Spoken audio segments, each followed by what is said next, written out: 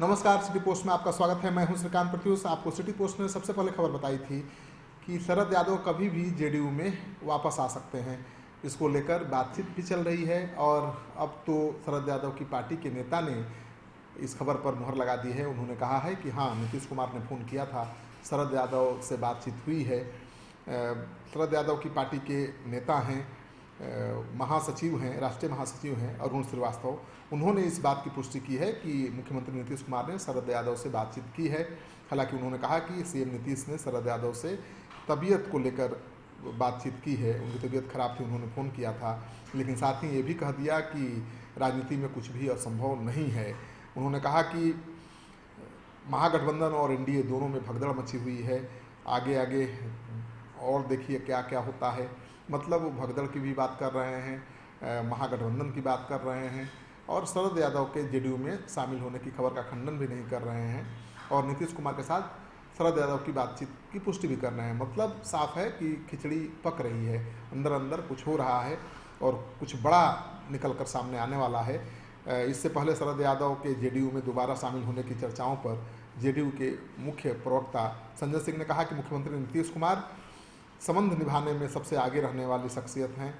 BJP सांसद रामकृपाल यादव ने शरद यादव के जेडीयू में फिर से शामिल होने की खबरों पर कहा कि शरद यादव जेडीयू में आते हैं तो इसका फ़ायदा एनडीए को मिलेगा। वे जिस गठबंधन में हैं वहाँ के लोगों ने उनका ख्याल नहीं रखा। उनकी तबीयत खराब होने के बाद भी अगर हालचाल नहीं लिया तो ये दुखद है। राष्ट्रीय लोकतांत्रिक जनता दल के नेता शरद यादव 2019 में आरजेडी के टिकट से लोकसभा चुनाव लड़े थे, लेकिन उन्हें करारी शिकस्त का सामना करना पड़ा था। सिर्फ शरद यादव ही नहीं, कांग्रेस के एक प्रत्याशी को छोड़ दीजिए किशनगंज से, तो महागठबंधन के सभी प्रत्याशियों की हार हुई थी। इसके बाद से ही महागठबंधन में तरह तरह के सवाल उठ रहे थे और महागठबंधन में कई तरह के असंतोष के स्वर भी फूट रहे थे। खासतौर पर आरजेडी के नेता तेजस्वी यादव के खिलाफ फरवरी में जीतन राम मांझी, उपेंद्र कुशवाहा, मुकेश सहनी की तिकड़ी की मीटिंग शरद यादव के साथ दिल्ली में हुई थी और इस बैठक में शरद यादव को सीएम पद का फेस घोषित करने की मांग भी उठी थी।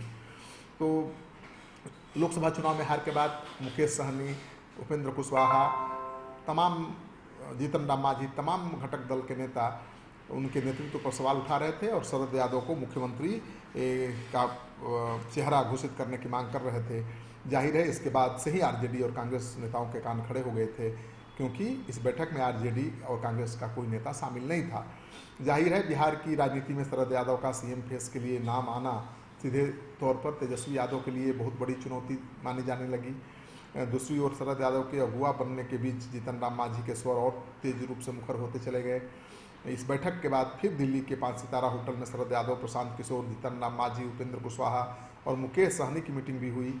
इसे सीधे तौर पर विधानसभा चुनाव के तहत आरजेडी पर दबाव बनाने की रणनीति मानी गई। माना जा रहा है कि यही वजह रही कि कांग्रेस और आरजेडी की गैर मौजूदगी में शरद यादव को महागठबंधन की ओर से सीएम बनाने की बात दोनों ही मीटिंग में उठी, तो ये बात कांग्रेस और आरजेडी दोनों को नागवार गुजरी और इसके बाद से अक्सर देखा जाने लगा कि आरजेडी की ओर से शरद यादव को कभी किसी भी अहम मीटिंग में बुलाया नहीं गया। तो शरद यादव निशाने पर आ गए थे या निशाने पर आ गए हैं और ऐसे में उनकी जेडीयू में फिर से वापसी हो सकती है, क्योंकि नीतीश कुमार का तो इतिहास रहा है, जिसको ऊपर की कुर्सी पर बिठाया उन्होंने ही उनका विरोध किया और फिर विरोध के बावजूद उनको साथ भी ले लिया। तो शरद यादव को अगर वापस ले लेते हैं जेडीयू में नीतीश कुमार तो कोई आश्चर्य नहीं है। इस वीडियो को ज़्यादा से ज़्यादा लोगों के साथ शेयर करिए। अगर आपने अब तक हमारे चैनल सब्सक्राइब नहीं किया है तो जरूर कर लीजिए। आपका सहयोग समर्थन सिटी पोस्ट टीम के लिए बहुत मायने रखता है।